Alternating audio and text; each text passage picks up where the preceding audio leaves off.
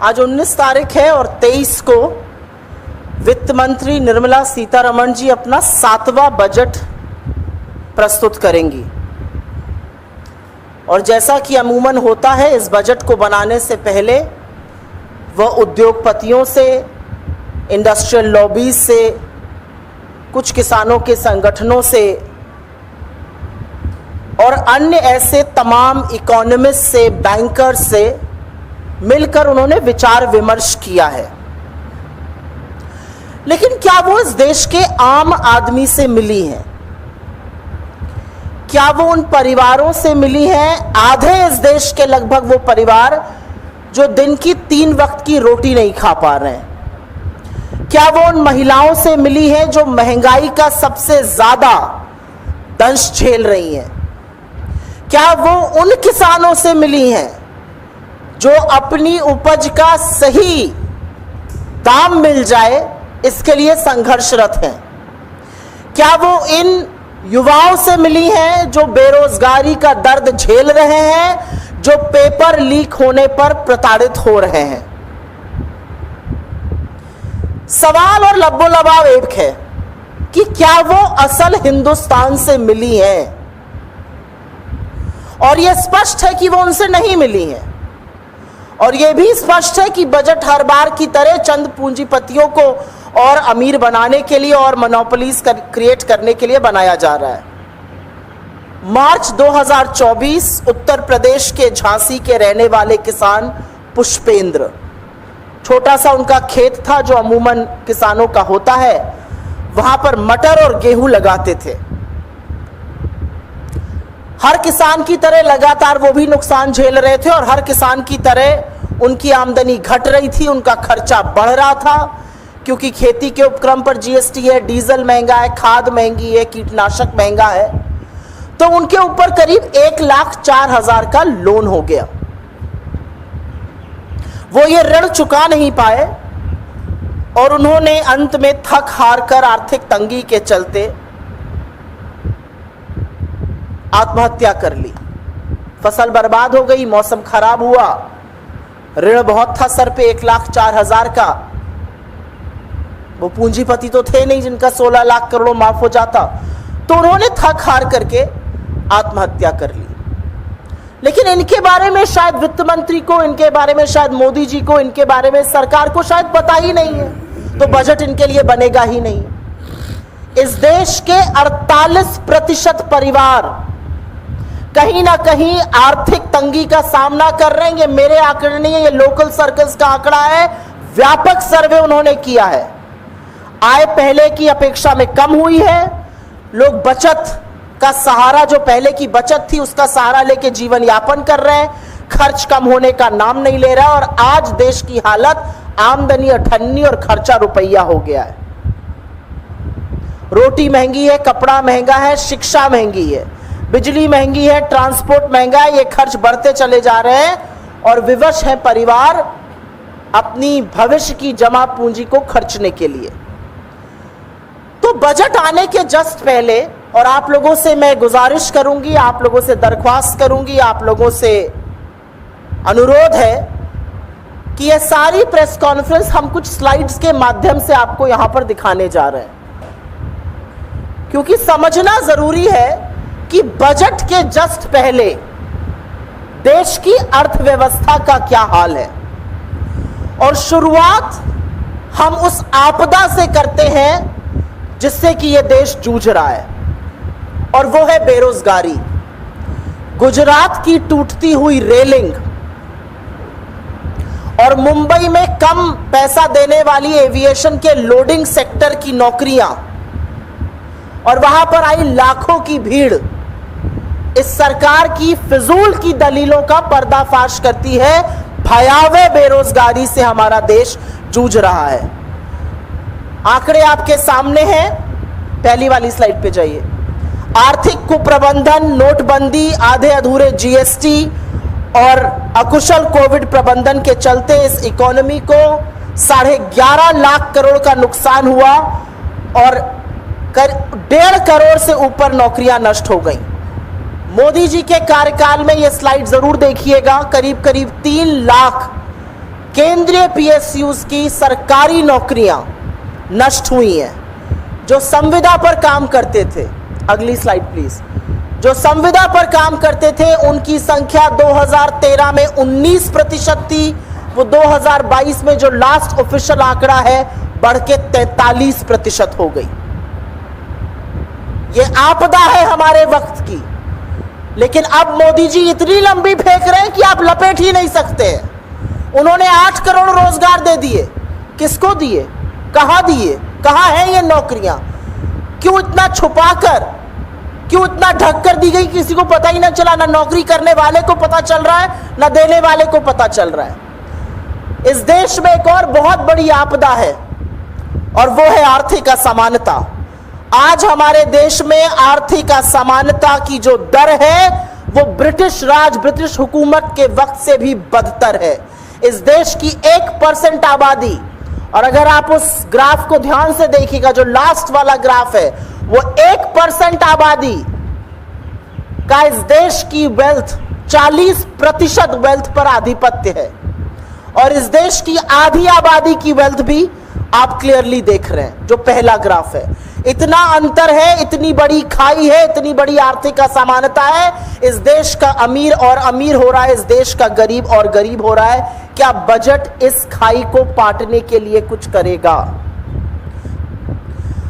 अगली मार, और ये मार आप चाहे अमीर हो, चाहे गरीब हो, चाहे मध्यम वर्ग के हो, चाहे काम करते हो या ना करते हो, इसका दंश हम सब झेल रहे हैं, और वो है महंगाई। और मैंने बार बार इस मंच से कहा है, महंगाई के ग्राफ पे जाइए, मैंने बार बार इस मंच से कहा है कि सखी सैया तो नईखे कमात है, महंगाई डायन खाए जाते। आपको आंकड़ों में उलझाया जाएगा, लेकिन असलियत यह है कि फूड इन्फ्लेशन इस सरकार की नाक के नीचे लगातार 9% के ऊपर बना हुआ है। लास्ट रीडिंग जून की 9.5%, 10% के आसपास फूड इन्फ्लेशन है। सब्जियों के दाम में करीब करीब 30% की बढ़ोतरी हुई है। अमीर को शायद फर्क ना पड़ता हो, लेकिन गरीब की थाली से आपने सब्जी भी गायब करने का काम किया है। और महंगाई हर तरफ है। महंगाई ट्रांसपोर्ट में है, कपड़ा महंगा है, उस पर जीएसटी है, स्कूल की फीस दुगनी हो गई है, इस तरह की महंगाई है। तो महंगाई से लोगों की कमर तोड़ने का काम किया। क्या ये बजट महंगाई को एड्रेस करे? कंजम्पशन हमारी इकोनॉमी का 2/3 60% हिस्सा है। जो चीजें आप खरीदते हैं, चाहे वो खाने पीने की चीजें हो या अन्य वस्तुएं हो, साबुन, तेल, कंघी, चप्पल इत्यादि। एफएमसीजी जो रोजमर्रा की चीजें होती हैं, शैम्पू, मंजन, तेल इत्यादि, इसके दाम कम करने के बाद भी इसमें बढ़ोतरी नहीं हो रही है। और डेटा दिखाता है कि अप्रैल और मई में एफएमसीजी की सेल आधी हो गई है। जून में भी यही हाल रहा। सरकार से बात करो तो सरकार के प्रवक्ता टीवी पर आकर कहते हैं कारें बिक रही हैं। 60,000 करोड़ की कार, मोबाइल, एसयूवी बिना बिके पड़ी हुई है। इतनी इन्वेंट्री है, 60,000 करोड़ की, अनप्रेसिडेंटेड। हमारी इकोनॉमिक हिस्ट्री में इतनी कभी नहीं थी। तो आपके कार खरीदने वाले भी कार नहीं खरीद पा रहे हैं। ये महंगाई का आलम है और ये कंजम्पशन है।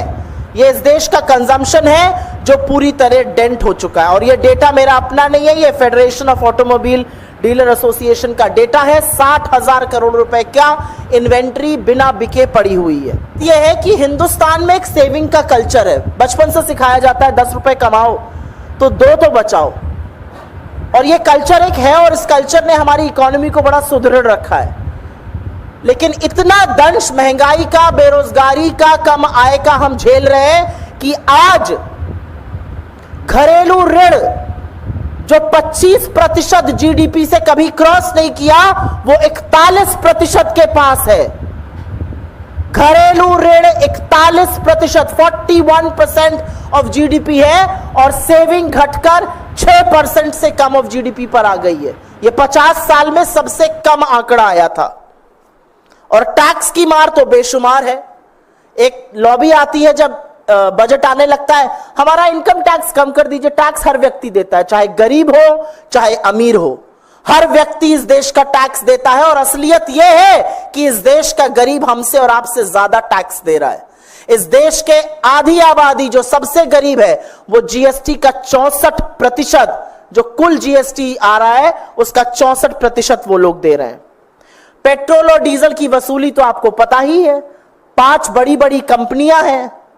उन 5 बड़ी कंपनी ने $10.5 बिलियन, करीब 900 अरब रुपए की बचत की सस्ता रूसी तेल लाकर। लेकिन क्या आपका डीजल और पेट्रोल सस्ता हुआ?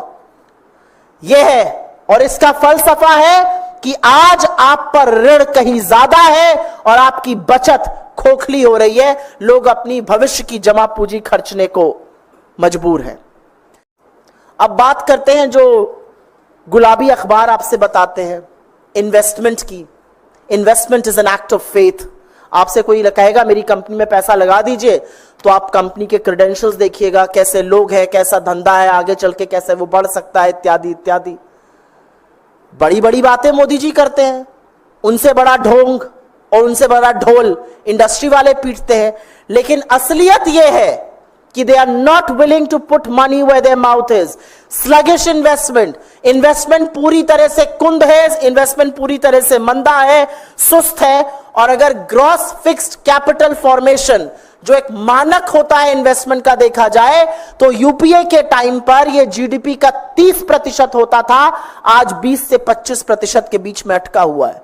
तो ये सब लोग जो मोदी जी की इतनी तारीफ करते हैं टीवी पर आकर, इंडियन इंडस्ट्री वाले, वाजी वाजी क्या बढ़िया कमाल कर दिया, इन्वेस्ट क्यों नहीं कर रहे हैं? क्योंकि उनको इस सरकार की नीतियों पर भरोसा नहीं है, क्योंकि वो ईडी सीबीआई इनकम टैक्स के रेड से तंग आ चुके हैं, क्योंकि वो ये जानते हैं कि सरकार निवेश बढ़ाने के लिए, उपभोग बढ़ाने के लिए, आय बढ़ाने के लिए कोई काम नहीं कर रही है। और कोई भी पूंजीपति इन्वेस्ट तब करता है जब उसका रिटर्न ऑन इन्वेस्टमेंट अच्छा होता है।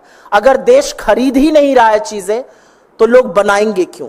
और जितनी चीजें कम बनेंगी उतना इन्वेस्टमेंट कम होगा, उतनी नौकरियां कम बनेंगी। ये कुचक्र है, इसलिए इन्वेस्टमेंट नहीं हो रहा है। जब इन्वेस्टमेंट की बात करो तो बीजेपी वाले बड़ा सीना ठोक कर बोलते हैं रिकॉर्ड एफडीआई आ रहा है। उसकी भी असलियत देख लीजिए। ये जो रिकॉर्ड एफडीआई है, ये वित्तीय वर्ष 2021 में करीब करीब $60 बिलियन था। ये पिछले वर्ष 5 साल में घटकर $44 बिलियन रह गया है। तो ये भी फर्जीवाड़ा। और इसका सच ये है, ना इंडियन इंडस्ट्री इन्वेस्ट कर रही है, ना ग्लोबल इन्वेस्टर्स आपकी बात मानने को तैयार हैं। जो $60 बिलियन इन्वेस्टमेंट 5 साल पहले आया था, 5 साल बाद वो $44 बिलियन रह गया है। और असलियत यह है कि बहुत सारी ऐसी वैश्विक कंपनियां हैं जिन्होंने चीन से अपना इन्वेस्टमेंट विड्रॉ किया और वो नए मार्केट खोज रहे थे, और वो नया मार्केट हम थे। हमसे बेहतर कौन हो सकता था? हमारे पास डेमोग्राफिक डिविडेंड था, हमारे पास एक डेमोक्रेसी है, हमारे यहां कानून की एक व्यवस्था मानी जाती है, हमारे यहां जुडिशियल प्रोसेसेस है। लेकिन ऐसा होता दिख नहीं रहा है, क्योंकि चाइना से निकला इन्वेस्टमेंट वियतनाम गया, इंडोनेशिया गया, बांग्लादेश गया, वो हिंदुस्तान नहीं आया। हमारे यहां मैन्युफैक्चरिंग नहीं बढ़ी, हम एक्सपोर्ट हब नहीं बन पाए, क्योंकि सरकार की नी जर्क रिएक्शन से, इनके उन्माद फैलाने से, इनके वैमनस्य फैलाने से, इनके नफरत फैलाने से, इनकी निरंकुश शासन और पुलिस से इन्वेस्टर्स ने अपना मुंह मोड़ लिया है। 5 साल में $60 बिलियन की एफडीआई घटकर $44 बिलियन हो गई है, और जो एफडीआई चीन से आ सकती थी वो भी नहीं आ रही है। लेकिन असलियत तो अभी बाकी है, और असलियत आपको दिखेगी व्यापार के असंतुलित होने में। Trade imbalance. इंडिया के जो टॉप 10 ट्रेडिंग पार्टनर्स हैं, हमारा देशों के साथ ट्रेड होता है, अमेरिका के साथ है, चीन के साथ है, रशिया के साथ है। हमारे जो टॉप 10 ट्रेडिंग पार्टनर्स हैं उसमें से 9 के साथ हमारा ट्रेड इंबैलेंस है, ट्रेड डेफिसिट है। इसका मतलब है कि हम उनसे इंपोर्ट ज्यादा कर रहे हैं, आयात ज्यादा कर रहे हैं, उनको निर्यात कम कर रहे हैं। हम उनसे सामान खरीद ज्यादा रहे, उनको बेच कम रहे, इसलिए ट्रेड डेफिसिट है। हम उनकी इकोनॉमी चला रहे हैं, लेकिन वो हमारा कैपिटल ड्रेन कर रहे हैं। और आपको पता है कि हमारा सबसे बड़ा ट्रेडिंग पार्टनर कौन है? हमारा सबसे बड़ा ट्रेडिंग पार्टनर मोदी जी का परम प्रगाढ़ मित्र चीन है। वो मोदी जी जो कहते हैं कोई घुसा हुआ नहीं है, उन्होंने चीन को हमारा नंबर 1 ट्रेडिंग पार्टनर बनाया हुआ है। चीन के साथ हमारा ट्रेड डेफिसिट $80 बिलियन से भी ज्यादा है। तो चीन जो लद्दाख में धृष्टता करता है, उसकी सेना को पैसा हम दे रहे हैं। चीन के साथ आंख में धूल झोंकने के लिए कुछ ऐप बैन कर दिए गए, टिकटॉक वगैरह, और चीन को लगातार अपना सबसे बड़ा ट्रेडिंग पार्टनर बनाने का काम नरेंद्र मोदी की सरकार ने किया है। चीन के साथ हमारा ट्रेड करीब करीब $118 बिलियन है, जिसमें से कि डेफिसिट $80 बिलियन का है। हम उनसे आयात ज्यादा करते हैं, उनको निर्यात बहुत मामूली संख्या में कर पा रहे हैं।